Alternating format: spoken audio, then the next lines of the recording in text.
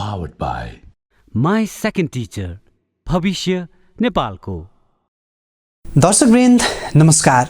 केन्द्रबिन्दु समाचारमा यहाँहरूलाई स्वागत गर्छु। म मनोज नेउपाने।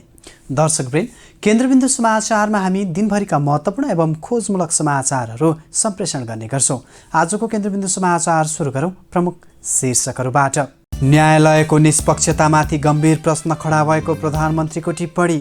धादिङमा स्याल कराउनु र भोलिपल्ट कुखुरा हराउनु एउटा गम्भीर प्रश्न उठेको भनाई।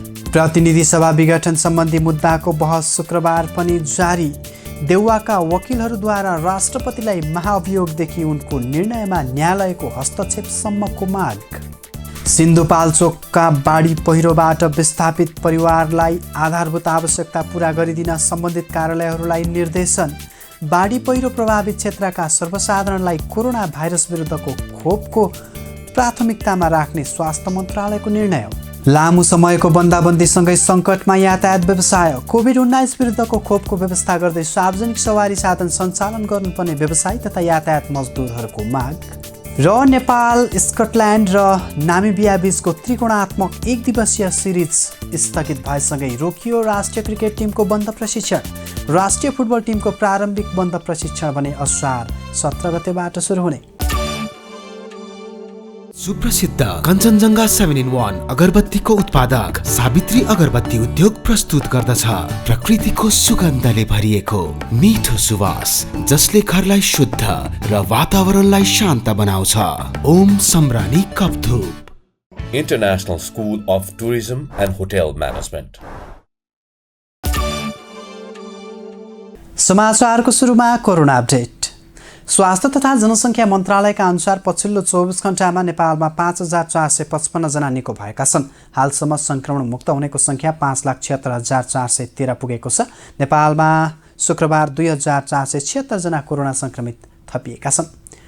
यस्तै शुक्रबार एन्टिजेन परीक्षणबाट 755 जनाको रिपोर्ट पोजिटिभ देखिएको छ। हालसम्म सक्रिय सङ्क्रमितको सङ्ख्या नेपालमा 45,794 रहेको छ। यससँगै सङ्क्रमितको कुल सङ्ख्या 6,31,152 जना पुगेको छ। आज 27 जनाको मृत्यु भएको छ। हालसम्म मृत्यु हुनेको सङ्ख्या 8,945 पुगेको छ। आज 14,351 जनाको परीक्षण गरिएको तथा नेपालमा हालसम्म 33,12,335 जनाको PCR र 1,66,307 जनाको एन्टिजेन परीक्षण गरिएको पनि मन्त्रालयले जनाएको छ। अब पुरा समाचार। प्रधानमन्त्री केपी शर्मा ओलीले सर्वोच्च अदालतको न्याय सम्पादन र निष्पक्षतामाथि प्रश्न उठाएका छन्। हालै आफूले विस्तार गरेको मन्त्री परिषदलाई बदर गर्ने अदालतको आदेशका सन्दर्भमा माओवादी अध्यक्ष पुष्पकमल दाहालले दिएको अभिव्यक्ति र सर्वोच्चको आदेशबीचको तालमेललाई लिएर शङ्का व्यक्त गरेका हुन्।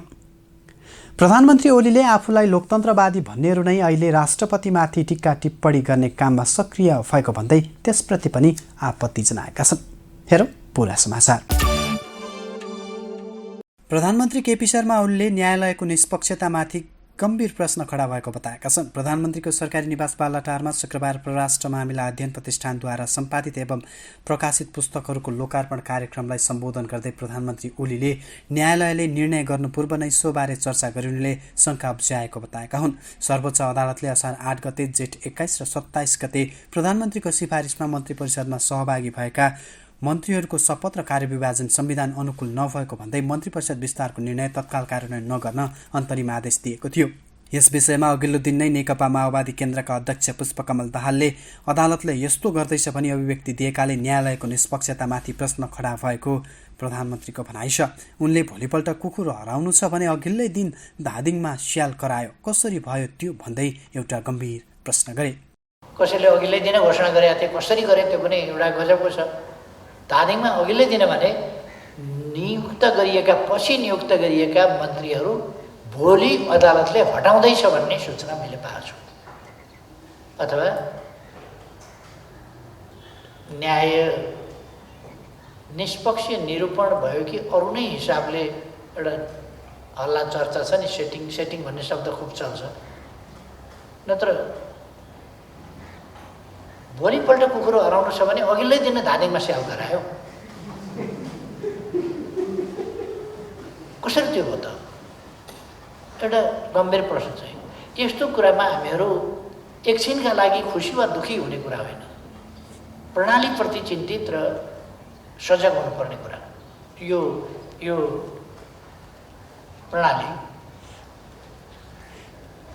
प्रणालीप्रति हाम्रो सजगता आवश्यक छ। प्रधानमन्त्रीले आफ्नो देशभक्तिप्रति सन्देह गर्नेहरू नै नेपालको राजनीतिमा विदेशीहरूको भूमिका चाहिरहेको दाबी गरे। पूर्व प्रधानमन्त्रीले विदेशी टेलिभिजनलाई दिएको अभिव्यक्ति उल्लेख गर्दै प्रधानमन्त्री ओलीले खुलमखुल्ला विदेशी हस्तक्षेपको अपेक्षा गर्नेहरूले नै आफूलाई आडम्बरी देशभक्ति भनी टिप्पणी गर्ने गरेको बताए। प्रधानमन्त्री ओलीले प्रजातन्त्र र संविधानका विरुद्ध अराजकता ल्याउन खोज्ने विरुद्ध एकजुट हुन महन्त ठाकुरलाई साथमा लिएको पनि प्रश्न पारे। प्रधानमन्त्री ओलीले आफूलाई लोकतन्त्रवादी भन्नेहरू नै अहिले राष्ट्रपतिमाथि टीका टिप्पणी गर्ने काममा सक्रिय भएको बताएका छन्। गणतन्त्रप्रतिको गैरभाव राख्ने र समाजलाई अमर्यादित बनाउनेहरूले त्यसो गरिरहेको उनको टिप्पणी छ। बाह्य हस्तक्षेप भन्ने कुरा र बाह्य हस्तक्षेप हुन सक्छ, हुने गरेको छ। राजनीतिलाई राजनीति गर्ने थलो जनतामा पनि राजनीति जान नदिने, पार्लियामेन्टमा पनि राजनीतिको टुङ्गो नगर्ने, राजनीति अन्तै लगेर टुङ्गो गर्ने, राजनीतिको फैसला प्रधानमन्त्री छान्ने ठाउँ पनि अदालतलाई बनाउन खोजेपछि अनि राजनीतिक विषयहरूको टुङ्गो राजनीतिक संस्थाहरूले वा राजनीतिक पार्टीहरूले लगाउनु पर्ने ठाउँमा अदालतबाट राजनीतिको फैसला खोजेपछि अदालतले त संविधान र कानुनको कुरा गर्ने हो, राजनीतिको होइन। यस्तै प्रधानमन्त्री ओलीले नेपालको राजनीतिमा विगतमा पनि बाह्य हस्तक्षेप हुने गरेको स्वीकार गर्दै राजनीतिलाई सही ढङ्गले चल्न नदिँदा त्यस्ता समस्या देखिने पनि बताए। लोकतान्त्रिक प्रणालीको परराष्ट्र नीति लोकतान्त्रिक नै हुने र आन्तरिक नीतिको प्रतिबिम्ब नै अन्तर्राष्ट्रिय मञ्चहरूमा देखिँदै आएको पनि प्रधानमन्त्रीले प्रश्न पारेका हुन्। नेपालको राजनीतिमा भ्रम फैलाउन खोजेको भन्दै पार्लियामेन्टमा खुर्सानीको धुलो बोकेर जाने र पार्लियामेन्टको लडाईँ माइकले हानेर गर्नेहरूसँगको लडाईँ शान्तिपूर्ण र सत्यको अस्त्रबाटै जित्ने विश्वास पनि दिलाए। प्रधानमन्त्री केपी शर्मा ओलीले जेठ 7 मा दोस्रो पटक प्रतिनिधि सभा विघटन गरेपछि परेका विभिन्न रिट निवेदनमाथि सर्वोच्च अदालतको संवैधानिक इजलासमा बुधबारदेखि निरन्तर अन्तिम सुनवाई हुने प्रक्रिया जारी छ, जसमा शुक्रबार देउवासहित 146 सांसदका वकिलहरू टीकाराम भट्टराई, दिनमणि पोखरेल, कृष्णभक्त घिमिरे लगायतले बहस गरेका छन्। आजको बहसमा अधिवक्ताहरूले अब न्यायालयले राष्ट्रपतिलाई महाअभियोगदेखि उनका निर्णयमा हस्तक्षेपसम्मका माग अघि सारेका छन्। हेरौँ यो रिपोर्ट। प्रतिनिधि सभा विघटन सम्बन्धी मुद्दाको बहसमा आएका निवेदक शेरबहादुर देउवा पक्षका अधिवक्ता टीकाराम भट्टराईले राष्ट्रपतिले महाअभियोगको ग्राउन्ड तयार गरेको बताएका छन्। प्रधानमन्त्री नियुक्त गर्नुपर्ने संवैधानिक अधिकारभन्दा बाहिर गएर प्रधानमन्त्री कसैलाई नियुक्त गर्दिन भन्नु संविधान विपरीत भएको जिकिर गरे। प्रधानमन्त्री कसैलाई नियुक्त नगर्ने अधिकार राष्ट्रपतिलाई कहाँ छ उनको प्रश्न छ। त्यही भएर राष्ट्रपतिले महाअभियोगको ग्राउन्ड बनाएको भट्टराईको तर्क छ। प्रधानमन्त्रीले सरकार चलाउँदिन, न्यायाधीशले मुद्दा हेर्दिन भन्न नपाए जसरी राष्ट्रपतिले पनि प्रधानमन्त्री नियुक्त गर्दिन भन्न नपाउने उनले जिकिर गरे। निवेदकतर्फबाटै बहसमा आएका अधिवक्ता दिनमणि पोखरेलले विश्वासको मत लिनु प्रधानमन्त्री केपी ओलीको दायित्व भएको बताएका छन्। न्यायाधीश ईश्वर प्रसाद खतिवडाले गरेको मार्ग प्रशस्त गर्ने कुरा वा विश्वासको मत लिने कुरा प्रधानमन्त्रीको अधिकार हो कि बाध्यात्मक दायित्व हो भन्ने प्रश्नको जवाब दिँदै उनले बाध्यता नभई दायित्व भएको बताएका हुन्। उनले प्रधानमन्त्री पदमा संविधानको धारा 76(5) अनुसारको वैकल्पिक सरकारका लागि दाबी पेश भएपछि राष्ट्रपति भण्डारीले परीक्षणका लागि संसदमा पठाउनु पर्नेमा त्यसो नगरेको बताए। बहसको क्रममा उनले मार्ग प्रशस्त अर्काका लागि कि आफ्ना लागि भन्दै पनि प्रश्न गरे। बहसमा आएका अर्का वरिष्ठ अधिवक्ता कृष्ण भक्त घिमिरेले राष्ट्रपति विद्यादेवी भण्डारीलाई प्रधानमन्त्री बनाउने अधिकार नभएको तर्क गरेका छन्। वैकल्पिक सरकारको अवस्थामा राष्ट्रपतिसँग प्रधानमन्त्री बनाउने अधिकार नहुने बताए। अब देउवालाई प्रधानमन्त्री पदमा नियुक्तिको लागि परमादेश जारी गर्दै प्रतिनिधि सभा सञ्चालनको लागि प्रक्रिया थालनी गर्नुपर्ने उहाँको माग छ। संविधानको धारा 76(5) अनुसार प्रधानमन्त्री बनाउनु पर्दा कुन सांसद कुन पार्टीको हो भनेर राष्ट्रपतिले सोध्न नमिल्ने पनि उनको जिकिर छ। निवेदकतर्फका अर्का वरिष्ठ अधिवक्ता हरिहर अर्यालले राष्ट्रपति संविधानभन्दा बाहिर गएको भन्दै अदालतले हस्तक्षेप गर्नुपर्ने बताएका छन्।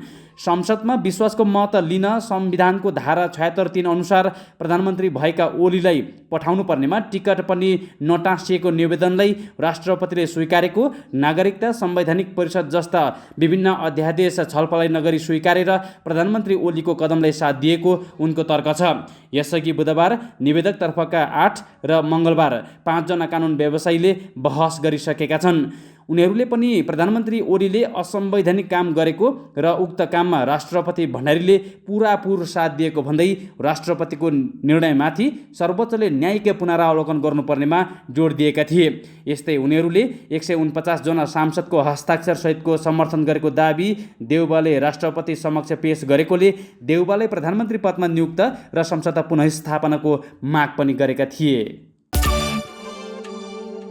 प्रधानमन्त्री केपी शर्मा ओलीले सिन्धुपाल्चोकमा बाढी पहिरोबाट विस्थापित परिवारका लागि आधारभूत आवश्यकता पूरा गरिदिन सम्बन्धित कार्यालयहरूलाई निर्देशन दिएका छन्। प्रधानमन्त्रीले बाढी पहिरोबाट विस्थापित परिवारका लागि प्रति परिवार 8 बन्डल जस्ता पाता उपलब्ध गराइने बताउँदै बाँकी काम सम्बन्धित कार्यालयहरूलाई पूरा गर्न निर्देशन दिएका हुन्। यसैबीच आजै स्वास्थ्य तथा जनसङ्ख्या मन्त्रालयले बाढी पहिरो प्रभावित क्षेत्रका सर्वसाधारणलाई कोरोना भाइरस विरुद्धको खोप लगाउन प्राथमिकता दिने निर्णय पनि गरेको छ। हेरौँ यो रिपोर्ट। प्रधानमन्त्री केपी शर्मा ओलीले सिन्धुपाल्चोकमा बाढी पहिरोबाट विस्थापित परिवारका लागि प्रति परिवार 8 बन्डल जस्ता पाता उपलब्ध गराइने बताएका छन्। प्रधानमन्त्री निवास बालुवाटारमा नेकपा एमाले बागमती प्रदेश सङ्गठन कमिटीका अध्यक्ष आनन्द प्रसाद पोखरेल, इन्चार्ज रामबहादुर थापा सहितको टोलीले बुझाएको ज्ञापन पत्र बुझ्दै प्रधानमन्त्री ओलीले विस्थापित परिवारलाई शहरी विकास मन्त्रालय मार्फत घर निर्माणका लागि जस्ता पाता प्रदान गरिने प्रतिबद्धता व्यक्त गरेका हुन्। प्रधानमन्त्री ओलीले सरकारले अस्थायी घर बनाउन सहयोग गर्ने, खानेपानी, बिजुली र टेलिफोन तत्काल पुनः सञ्चालन गर्न सम्बन्धित कार्यालयलाई निर्देशन समेत दिएका छन्। साथै बाटो पुल सञ्चालन गर्न, पुल निर्माण, झोलुङ्गे पुल निर्माण गर्न, बाढीको सूचना थाहा पाउने गरी साइरन जडान गर्न समेत उनले निर्देशन दिए।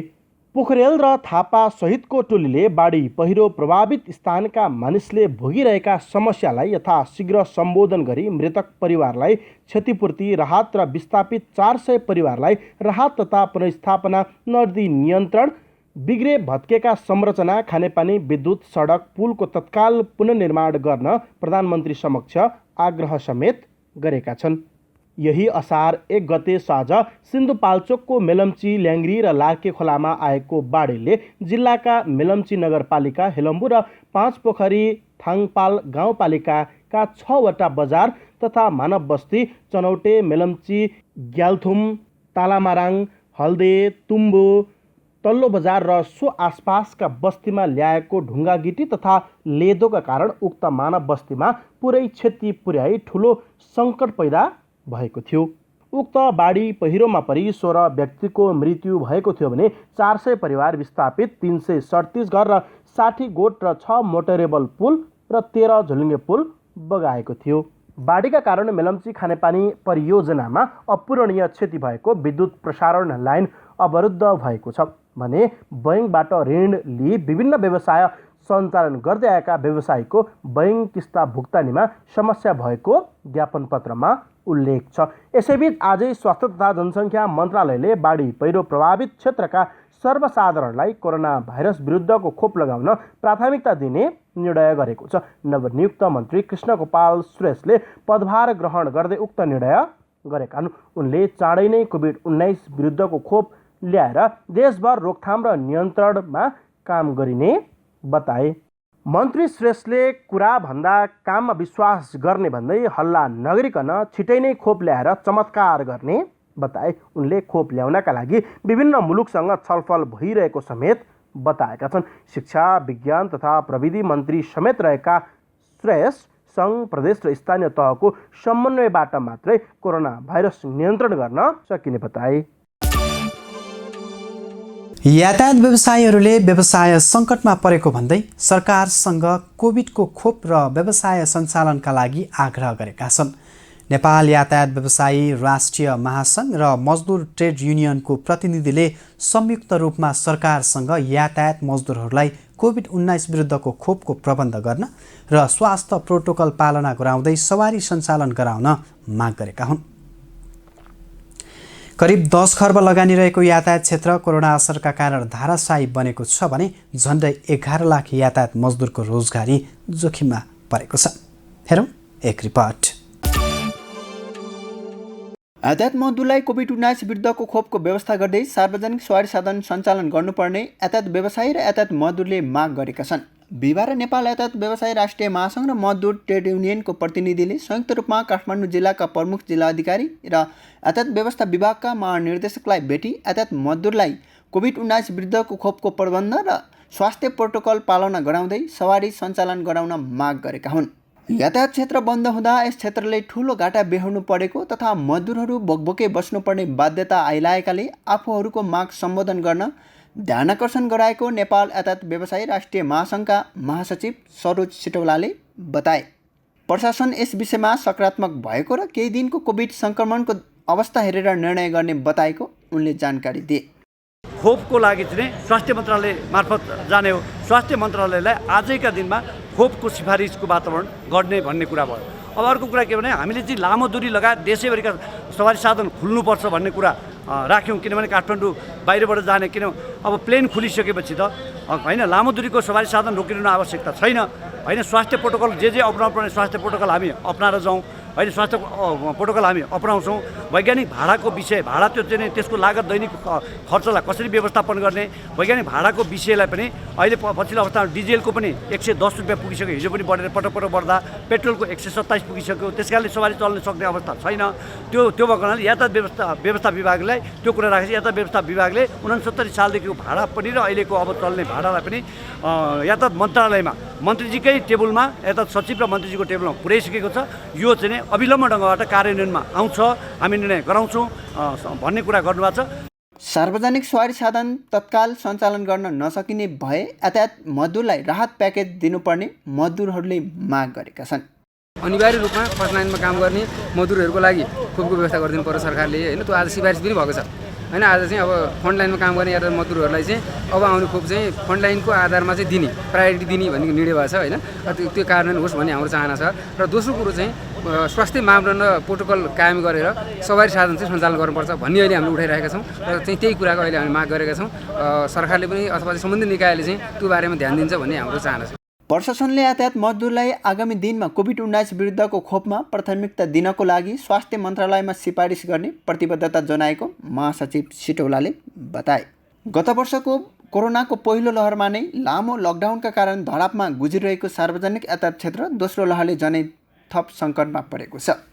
धराशायी बन्दै गएको यातायात क्षेत्र पुनरुत्थानका लागि गत वर्ष सरकारले केही नगरेको भन्दै असन्तुष्ट रहेका यातायात व्यवसायी यस वर्ष पनि बजेटले सम्बोधन नगरेको भन्दै दुःख पोखिरहेका छन्। गत वर्षको 8 महिनाको लकडाउनपछि सञ्चालनमा आएर बिस्तारै गति लिन लागेको यातायात क्षेत्र पुनः थप सङ्कटमा पर्दा पनि सरकारले मुखदर्शक बनेको व्यवसायीहरूको गुनासो छ। गाडी बसिरहे पनि बैंक तथा वित्तीय संस्थामा ब्याज दर मिटरमा उठिरहेको तर पनि सरकारले यातायात क्षेत्रलाई हरेक क्षेत्रबाट उपेक्षा गरिरहेको तथा 10 अर्ब लगानी रहेको यो क्षेत्र नै अब धराशायी बनेको व्यवसायीहरूको भनाइ छ। महामारीको दोस्रो लहरले सार्वजनिक यातायात बन्द हुँदा 11 लाख यातायात मजदुरले रोजगार गुमाएकाले यो क्षेत्र झनै सङ्कटग्रस्त बनेकोले अब कोभिड-19 विरुद्धको खोपको व्यवस्था गरेर यातायात क्षेत्र चलाउनु पर्ने व्यवसायीहरूको माग रहेको छ। समाचारमा अब खेलकुद प्रसङ्ग। नेपाल, स्कटल्यान्ड र नामिबिया बीचको त्रिकोणात्मक एक दिवसीय क्रिकेट सिरिज स्थगित भएसँगै राष्ट्रिय क्रिकेट टिमको बन्द प्रशिक्षण रोकिएको छ। सिरिजका लागि नेपालले कीर्तिपुर स्थित टियु मैदानमा गत मङ्गलबारबाट प्रशिक्षण सुरु गरे पनि खेलाडी र प्रशिक्षकसँगको छलफलपछि टिमको तयारी केही समय रोक्ने निर्णय गरेको क्यानले जनाएको छ। राष्ट्रिय फुटबल टिमको प्रारम्भिक बन्द प्रशिक्षण भने असार 17 गतेबाट सुरु हुँदैछ। हेरौँ यो रिपोर्ट। नेपाली राष्ट्रिय क्रिकेट टिमको बन्द प्रशिक्षण रोकिने भएको छ। आइसिसी विश्वकप क्रिकेट लिग 2 अन्तर्गत नेपाल, स्कटल्यान्ड र नामिबिया बीचको त्रिकोणात्मक एक दिवसीय सिरिज स्थगित भएपछि नेपाली टिमको तयारी रोक्ने भएको हो। स्पेनमा तय भएको सिरिज 2022 को जुलाईसम्मका लागि स्थगित भएको थियो। आइसिसीले कोरोना महामारीका कारण सिरिज स्थगित गरिएको जनाएको छ। सिरिज आगामी जुलाई अन्तिममा हुने तालिका रहेको थियो। क्यानका म्यानेजर विनोद दासले खेलाडी र प्रशिक्षकहरूको छलफलपछि टिमको तयारी केही समय रोक्ने निर्णय गरेको बताए। सिरिजका लागि नेपालले कीर्तिपुर स्थित टियु मैदानमा गत मङ्गलबारबाट प्रशिक्षण सुरु गरेको थियो। क्यानले बन्द प्रशिक्षणका लागि 20 खेलाडीलाई बोलाएको थियो। मुख्य प्रशिक्षक डेभ वाटमोर नेपाल आएर बन्द प्रशिक्षणमा सहभागी भएका थिए। लिग 2 अन्तर्गत नेपालले यसअघि घरेलु मैदानमा ओमन र अमेरिकासँग 4 खेल खेलिसकेको छ। लिगमा नेपालले 4 खेलमा 4 अङ्क जोडेको छ। नेपाल 6औं स्थानमा रहेको छ। ओमन 10 खेलमा 16 अङ्क जोडेर शीर्ष स्थानमा रहेको छ। 12 खेलमा 12 अङ्क जोडेको अमेरिका दोस्रो स्थानमा रहेको छ। लिग 2 अन्तर्गत नै ओमनमा तय भएको नेपाल, ओमन र अमेरिका बीचको सिरिज भने स्थगित भएको थियो। यता अखिल नेपाल फुटबल सङ्घ एन्फाले राष्ट्रिय फुटबल टिमको प्रारम्भिक बन्द प्रशिक्षणका लागि 50 खेलाडीलाई बोलाएको छ। प्रशिक्षण असार 17 गतेबाट सुरु हुने एन्फाले जनाएको छ। साफ च्याम्पियनसिप र एसियन कप छनौट अन्तर्गत फाइनल चरणको छनौटका लागि 50 खेलाडीलाई प्रशिक्षणमा बोलाएको हो। एन्फा कम्प्लेक्समा हुने प्रशिक्षणमा सहभागी खेलाडीहरूलाई 2 समूहमा विभाजन गरेर बिहान र बेलुका गरी प्रशिक्षण गराइने पनि एन्फाले जनाएको छ। एसियन फुटबल कन्फेडरेसन एएफसीले परिमार्जन गरेको छनौटको नयाँ नियमसँगै नेपालले सिधै एसियन कपको तेस्रो चरण खेल्ने मौका पाएको थियो। यसअघि 4औं स्थानमा रहेको टिमले प्लेअफ खेल्नुपर्ने नियम रहेको थियो। हस्त दर्शकवृन्द, आजका लागि केन्द्रबिन्दु समाचार सकिएको छ। भोलि पुनः यसै समयमा हामी उपस्थित हुने नै छौँ। तबसम्मका लागि बिदा दिनुहोस्। केन्द्रबिन्दु न्युज हेर्दै गर्नुहोला। नमस्कार। जस्तै परिस्थितिमा पनि होन्डा छ सधैँ तपाईसँगै। त्यसैले अब होन्डा हुनेछ तपाईसँग मात्र 1 रुपियाँको डाउन पेमेन्ट वा 1 रुपियाँको इएमआई वा 1% इन्ट्रेस्ट रेटमा। थप जानकारीका लागि यी नम्बरमा कल गर्नुहोस् वा माथि दिएको लिङ्क क्लिक गर्नुहोस्। होन्डा छ सधैँ तपाईसँगै।